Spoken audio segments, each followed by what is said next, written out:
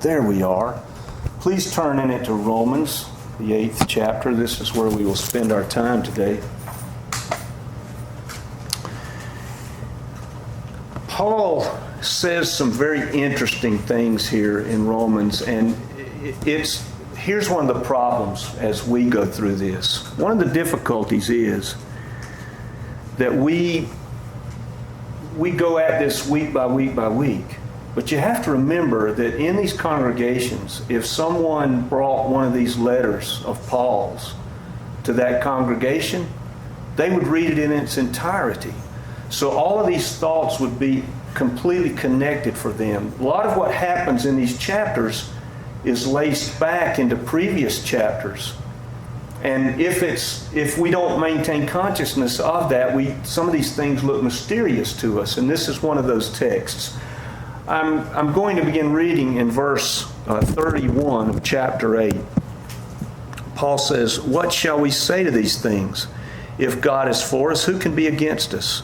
He who did not spare his own son, but delivered him up for us all, how shall he not with him also freely give us all things? Who shall bring a charge against God's elect? It is God who justifies. Who is it that condemns? It is Christ who died and furthermore is also risen, who is even at the right hand of God, who makes intercession for us all. Who will separate us from the love of Christ? Shall tribulation or distress or persecution, famine, nakedness, peril, or sword? As it is written, for your sake we are being killed all day long. We are accounted as sheep for the slaughter. And yet, in all these things we are more than conquerors through him who loved us. I am persuaded that neither death nor life, angels nor principalities, powers nor things present nor things to come, nor height nor depth nor any other created thing will be able to separate us from the love of God which is in Christ Jesus our Lord." Paul asks this, I would say, almost paralyzing question. What shall we say to these things? And he's not asking that question in a rhetorical sense, asking for commentary back. He's asking that question for another purpose. And that purpose doesn't become apparent to us in this text if we isolate it from the previous chapters. That's very important. Now, some of the things in here are very obvious. There are things that are against us. This rhetorical, if God is with us, who can be against us, is not there to be some kind of empty challenge with regard to the fact of what it is to live in this fallen world. There are things against us. There are. And so it's not that kind of statement. Again, the way he asks this question is to not cause us to become deniers of the fact that there are things against us. The question is, who is on our side? It reminds me of Martin Luther's hymn, "A Mighty Fortress." Were not the right man on our side, we could not stand. And so it's when we talked about just a few minutes ago, we were saying, well, pray for the country. And I do. I don't know about you all, but I can honestly say I do. I drove by, well, I'm not going to say where, I drive by several of them. The signs out front of the church that will say, "God bless America." That just is so upside down. It really is. I mean, think of it in your own family. If you had a member of your family who was knocking off 7-Elevens, who was an alcoholic, who was involved in drug abuse or drug sales, could you as a parent bless that? Well, how is it that we ask God to bless America in its present configuration? He cannot. He cannot. Better we ask God that we would bless him, it seems to me. Now this little pericope here that we just read today, which pericope is one of those 50-cent words. I like it because it's got that rhythm about it, you know. All it means is a small text. So anytime if you come up on pericope in something, now you know what that word is, pericope. I didn't know what it was till just a few years ago. So anyway, if you come across this little text and you say, all right, what is it explaining? This text makes perfect sense to me then of Romans 8:28, where all things work together for the good of those who love God and are called according to his purpose. That text is so abused by so many who just read it and they say, well, then everything's going to work out just as I would like it to be. This text makes sense of it. What it tells me is that all of us in this room, as few as we are, if we call the name of Jesus, we are not just here by happenstance. We are a peg in God's plan. Don't know how we're supposed to fit. I don't even know how I'm supposed to fit day by day. It changes. But we are intentional. We're intentionally here at this time in history. I love what Abraham Lincoln said. He was challenged by somebody in his cabinet just as they were deciding to make the declaration of war in this country as a civil war, North against South. And one of his cabinet ministers said, "Oh, Mr. Lincoln, I surely hope that God is on our side in this war." And Lincoln stood there for a minute. I love this. He said, "No, I don't think so. Better that we would be on his. Better that we would be on his."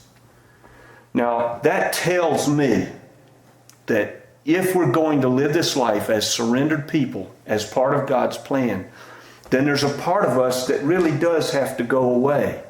You know, I think about somebody like a President Lincoln, and I think, wow, wouldn't it be that we could have a Lincoln today?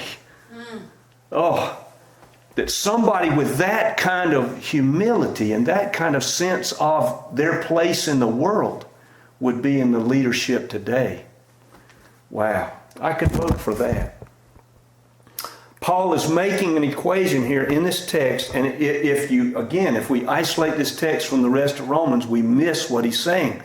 He's making a very Jewish equation here. If you go back to chapters 4 and 5, you'll notice that the exemplar there is Abraham.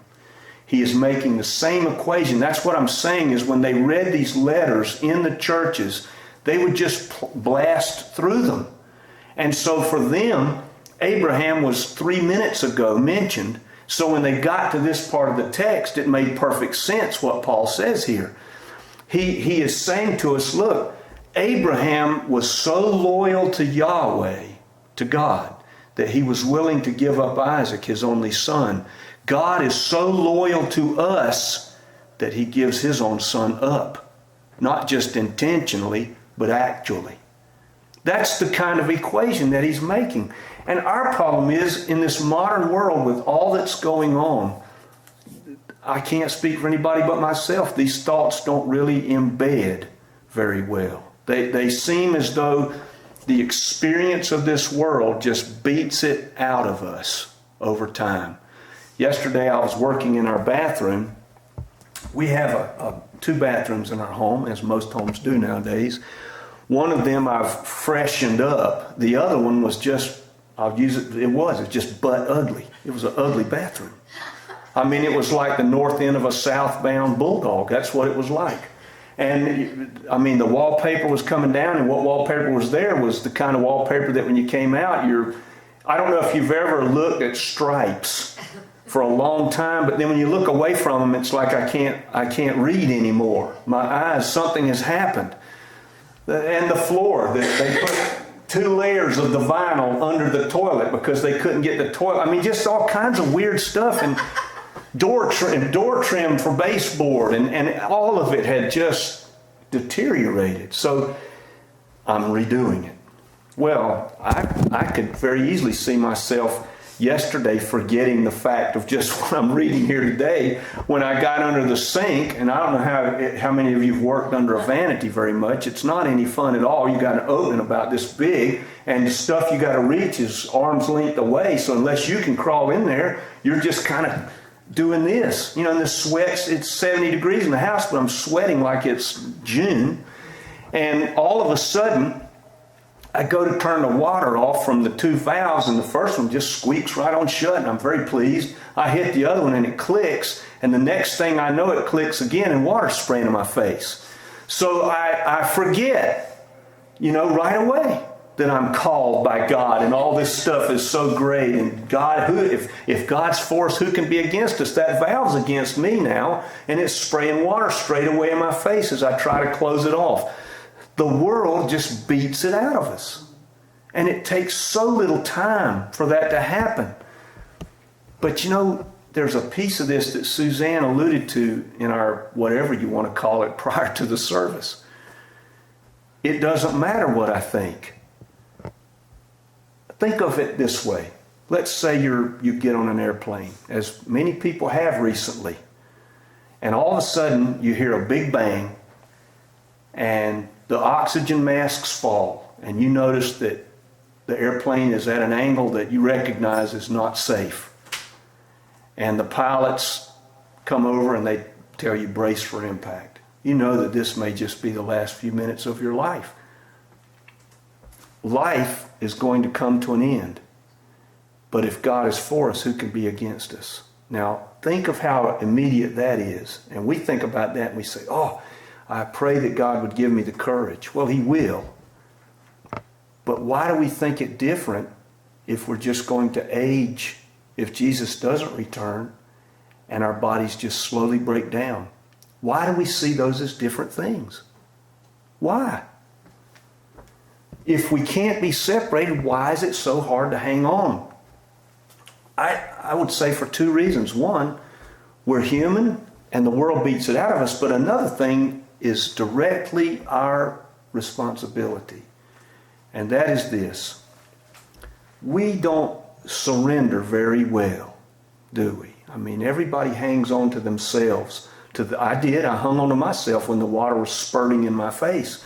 I was not really willing to, in that moment, figure out how can I live for Jesus with this water spurting in my face?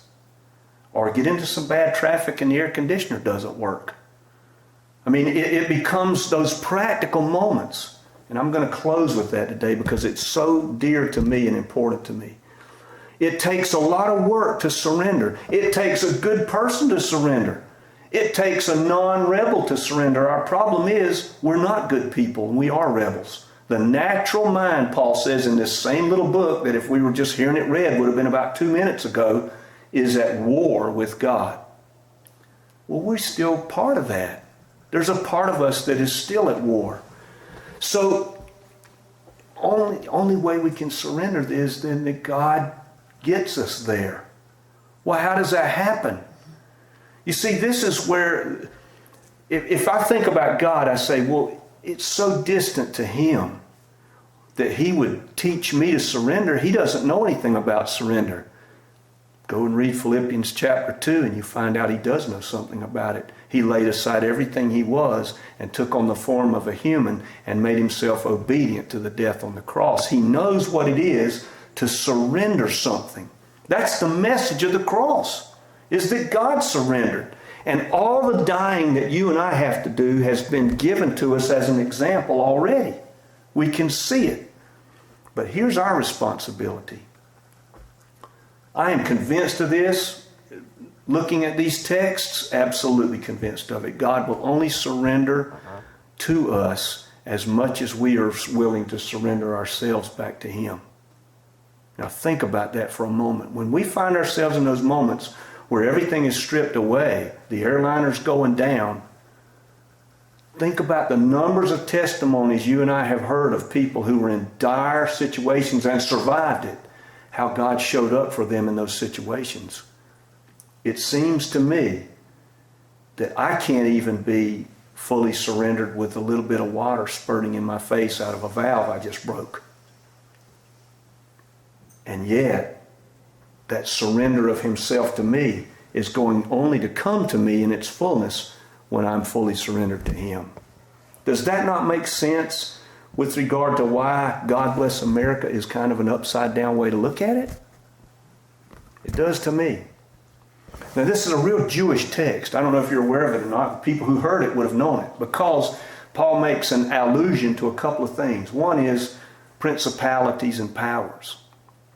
The Jews had this incredible theology of angels by the time that Paul wrote. And they even had a theology of angels that was so detailed, the seraphim and the cherubim and the archangels and all this hierarchy and people in control, and this one was above this one, and this one did this, and this one did that. And it was all very specific to the point that they believed that the angels did not want Moses to ascend the mountain and receive the law, and that they resisted Moses and that God intervened. Then that's one of the Jewish things in this text. Another one is, he says height nor depth. You know what that is? What that refers to? You ever think about that? What does he mean when he says height nor depth? He's talking about, I'm sorry? I always thought heaven or hell, because I always... Almost. He's talking about the fact of the stars. If you go back to Isaiah, you read where God in prophecy counsels Israel to not pay attention to the people who look at the stars and peep and mutter about astrological movements. People at the time when Paul wrote this, they would have understood that perfectly. What's he saying? He's saying, don't worry about what the stars are doing, because the only thing you need to be concerned with is what the maker of the stars is doing. That's exactly what he's saying. And then he closes it out, and anything else in creation. Anything. Now, let's just stop and unpack that little text, that little sentence for just a moment. Let's put on our logic hats. Anything else in all of creation. How many categories are in that sentence? How many categories of reality are in that one sentence? There's only a few of you here, so I have to wait just a little bit. There are only two. There's the creation, and who's left? Right. So if there is nothing in the creation, which includes me and you and everything else, that can separate me from the Creator, then I can't be separated. You see, it's not so much our obligation to be able to hold on to God's hand so tightly. As much as I would like to. I would like to be a better believer. I would like for the spurting water not to take me off my game. But thank the Lord that it's up to Him to hold my hand tightly. That's who does the holding.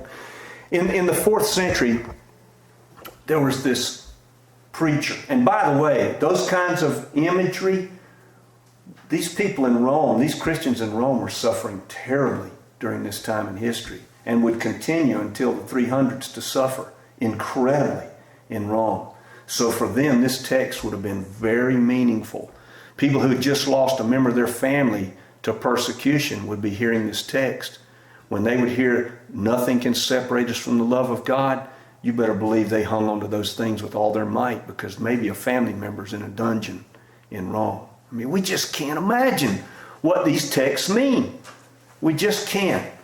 Chrysostom, who was a 4th century preacher, he was known as the golden-throated preacher because he was so eloquent. There's a copy of his actual Bible.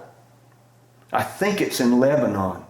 And the people who have seen it have said it's the first letter of every chapter is in gold leaf.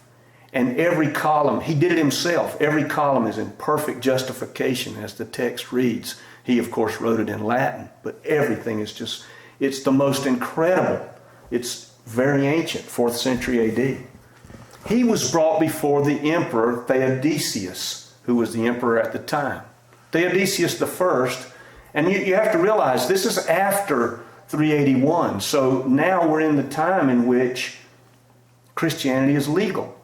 It's no longer persecuted at that level. However, Chrysostom was one of these preachers like Tony Campolo.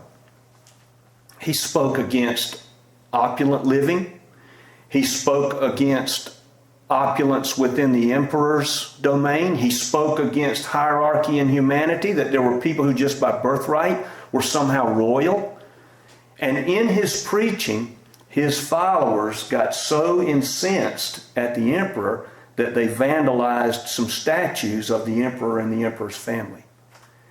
And the emperor said, why did they do this? And Chrysostom's preaching was why they did it. And so they had Chrysostom brought and put in the dock.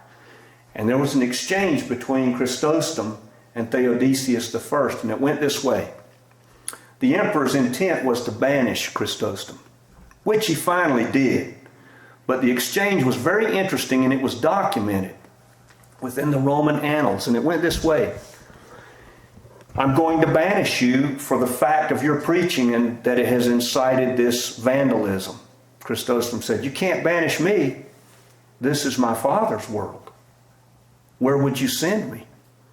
I'll slay you then Theodosius said. You can't.